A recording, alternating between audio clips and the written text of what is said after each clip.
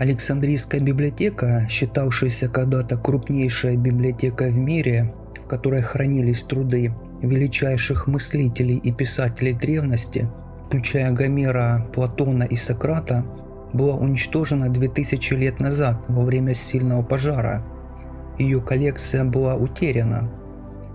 С момента своего разрушения это чудо древнего мира не давало покоя историкам, путешественникам и ученым, которые оплакивали трагическую утрату знаний и литературы. Сегодня идея универсальной библиотеки, расположенной в городе, считавшейся центром образования в древнем мире, приобрела мифический ореол.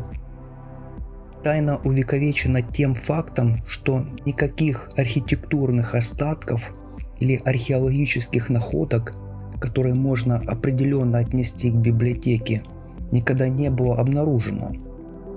Что удивительно для такого якобы известного и внушительного сооружения.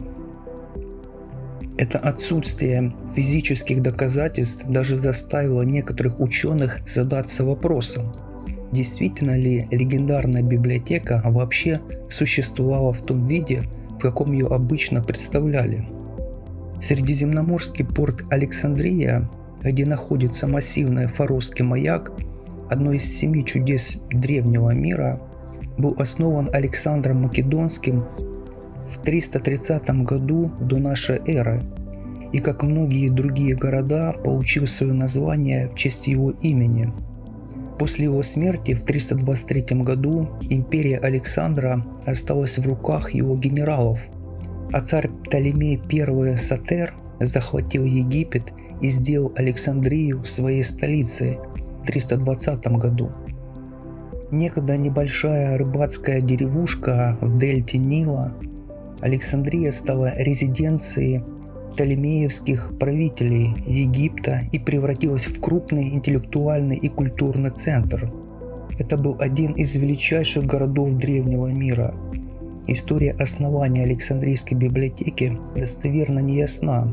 Считается, что в 295 году до нашей эры ученый и оратор Деметрий Фалерский, изгнанный губернатор Афин, убедил Птолемея I Сотера основать библиотеку. Деметрий представлял себе библиотеку, в которой будут храниться копии всех книг мира, учреждение, способное соперничать с Афинами.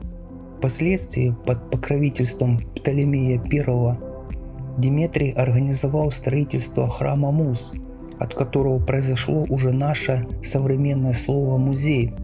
Это сооружение представляло собой храмовый комплекс по образцу Ликея Аристотеля в Афинах, центр интеллектуальных и философских лекций и дискуссий. Храм Мус должен был стать первой частью библиотечного комплекса в Александрии и располагался на территории царского дворца в районе, известного как Брухион, или дворцовый квартал в северно-восточном греческом районе города.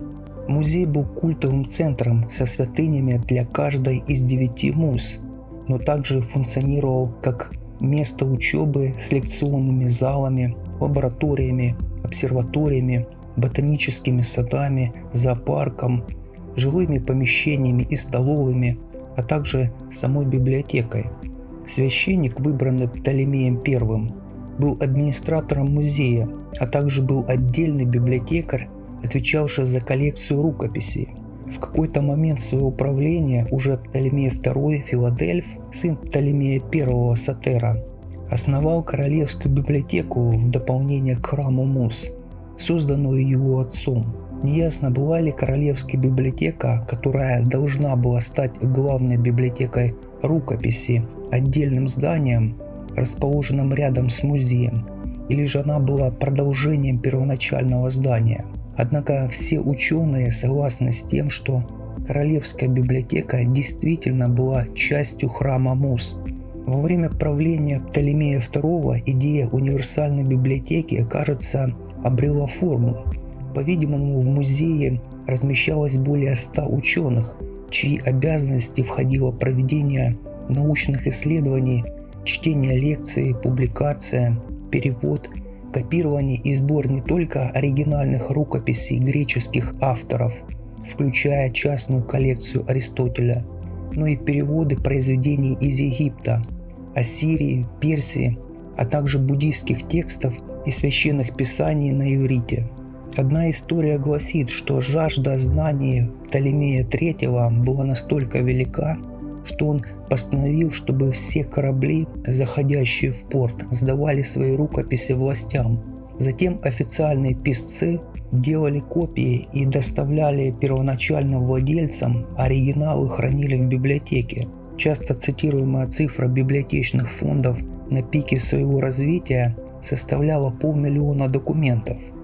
Хотя точно не ясно, относится ли это к количеству книг или количеству свитков папируса. Однако ввиду того, что для составления целой книги требовалось много свитков папируса, более вероятно, что речь идет о количестве свитков.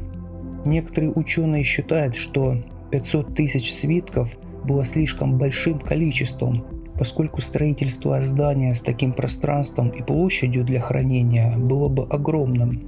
Тем не менее, во время правления Птолемея II коллекция Королевской библиотеки стала настолько обширной, что была создана дочерняя библиотека, которая располагалась на территории храма Сераписа в египетском районе Ракатис в юго-восточной части города.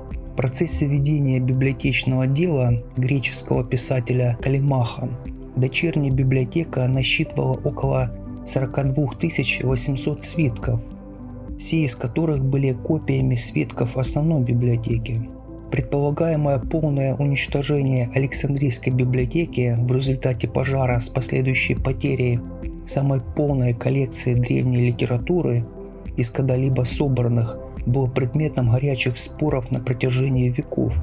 Что именно произошло с этим удивительным кладезем древних знаний и кто же несет ответственность за ее сожжение? Первое, что необходимо упомянуть, это то, что величайшая катастрофа древнего мира, возможно, никогда не происходила в тех масштабах, которые часто предполагаются.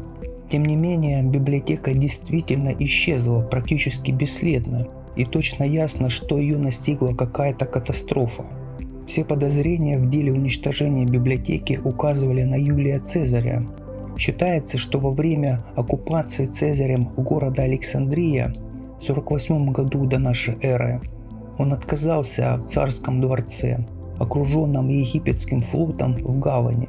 Ради собственной безопасности он приказал своим людям поджечь египетские корабли, но огонь вышел из-под контроля и распространился на ближайшие к берегу части города, включая склады и некоторые арсеналы. После смерти Цезаря считалось, что это он уничтожил библиотеку.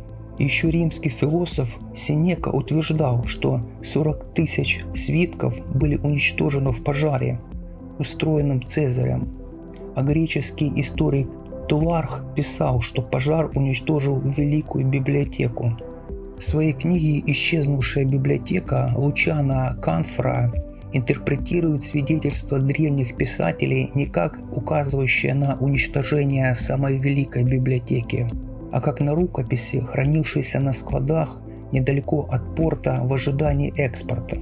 В 391 году нашей эры император Феодосий I в рамках своей попытки уничтожить язычество официально санкционировал разрушение религиозного храма Серапиума в Александрии.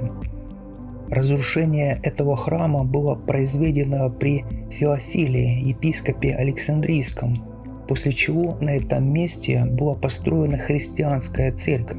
Считается, что дочерняя библиотека музея, расположенная недалеко от храма, и сама Королевская библиотека также были стерты с лица земли в это время. Вполне вероятно, что рукописи из библиотеки Серапиума могли быть уничтожены во время этой чистки, хотя нет никаких доказательств того, что Королевская библиотека все еще существовала в конце IV века. Последним предполагаемым виновником преступления является халиф Амар. В 640 году нашей эры арабы под предводительством генерала Амру ибн Аль-Аса захватили Александрию после долгой осады.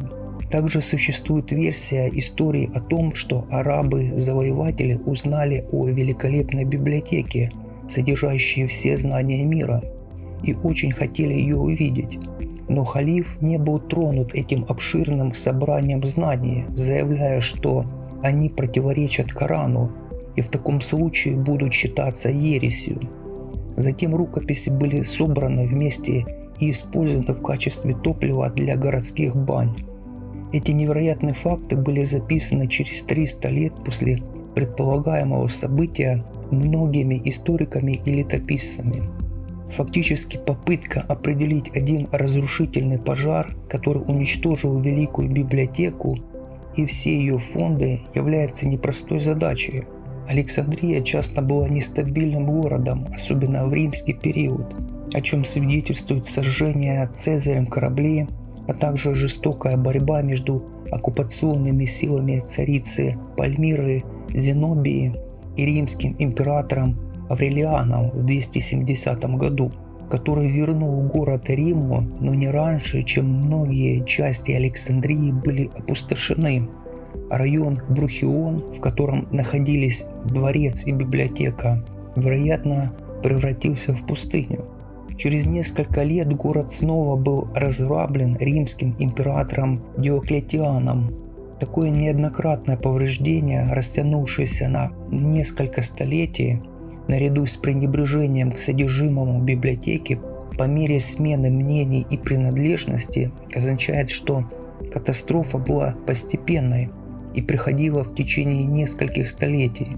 Многие археологи считают, что здания, которые когда-то составляли легендарный центр обучения в Александрии, если и были погребены под современным мегаполисом, то все еще могли относительно невредимыми сохраниться где-нибудь в северо-восточной части города. В 1995 году начались строительные работы в Александрийской библиотеке, в культурном центре, расположенном недалеко от места первоначальной библиотеки.